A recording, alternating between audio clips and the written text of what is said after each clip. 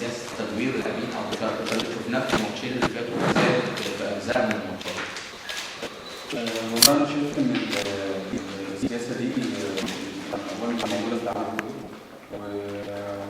والسياسه دي دلوقتي عندك لعيبه كتير مميزه، وطبعا انت بتلعب كل 3 ماتش وعندك ماتشات كتير، فطبيعي ان في لعيبه في اجراءات وفي خلاص، فطبيعي ان انت بتلاقي لعيبه وتلاقي لعيبه، وانا شايف ان الفروقات مش كبيره، بالعكس كل اللعيبه يعني خلاص المستوى متقارب من بعض، فالفرقه ماشيه بخطى ثابته، وشايف ان السياسه دي ماشيه كويس مع التدريب، وشايف ان احنا يعني من الماتش الثاني في المستوى بيزيد.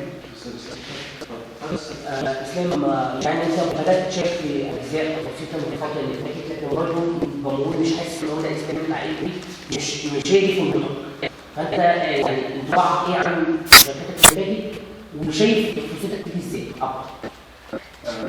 طبعا الفورمه عشان تيجي تاخد وقت، ولازم طبعا الواحد يشارك وقت اطول عشان الواحد يجيب فورمه، وانا شايف ان مع كابتن ميدو الامور اتحسنت بالنسبه لي اكتر من الاول، لان الاول كان الواحد بيبقى في التمرين ماشي كويس والماتشات اللي جايه ماشي كويس، وبرضه بالنسبه له الماتشات الرسميه بعيده عنه. دلوقتي كابتن ميدو من خلال التمرين بيشوف ان اللعيب الملتزم، اللعيب اللي بيتمرن كويس بيخش الماتش، وده باين كمان في لعيبه وفي لعيبه بتتمرن كويس وبتدخل وفي يعني، فطبعا كابتن ميدو بيقرب اللعيبه كلها، وانا شايف ان الفرصه لما تبقى تيجي الوقت كل ما بيزيد اكتر كل ما الواحد هيرجع لفورمته، والفورمه ما بتجيش الا بالماتشات بالاستمراريه.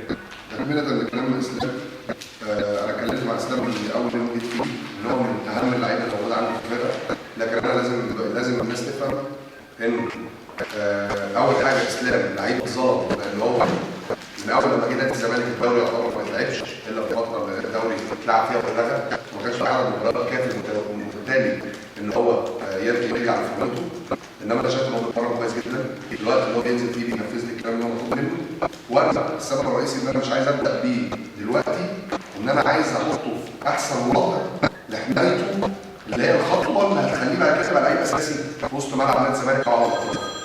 ميزه اسلام ان هو بيلعب في كذا مركز، واقدر استخدمه في كذا مركز، ولو بدات بيه اقدر اغير شكل اللعب من غير تغييرات، دي نقطه مهمه جدا في اللعيبه اللي موجوده عندي.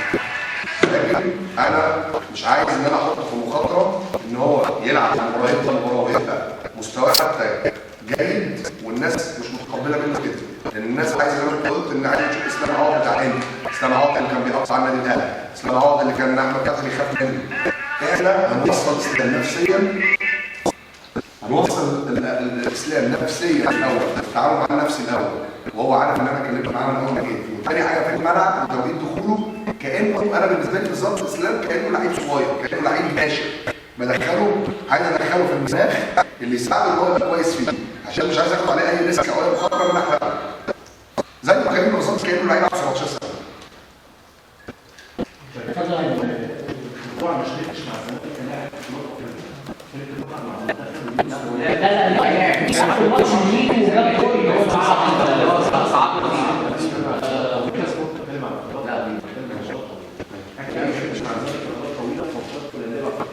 شايفه على المنتخب وده بيبقى مستوى وده مستوى ثاني خالص.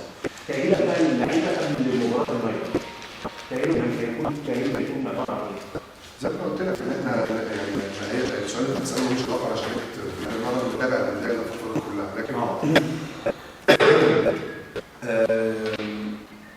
احنا زي ما انا قلت وكلمت ان احنا لينا هدف ان احنا ننزل نحاول نحرز هدف بدري ونحاول نجيب الجول الاولاني ونحاول نلعب كوره جميله، الكوره اللي جمهور نادي الزمالك جاي متوقعها مننا في الصف بعد المباراه اللي فاتت.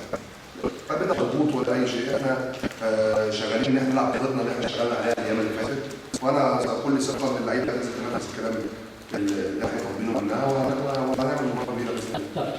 غياب دكتور صلاح سليمان كان سعيد بالاصابه، بالاضافه لمعه مرتضى ما كانش تمرين، عنده خلفيه ما نعرفش اذا كان هو وجوده في القائمه هل انت حاطه كاستبن انه ممكن تحتاجه ولا هو تاكد مشاركته؟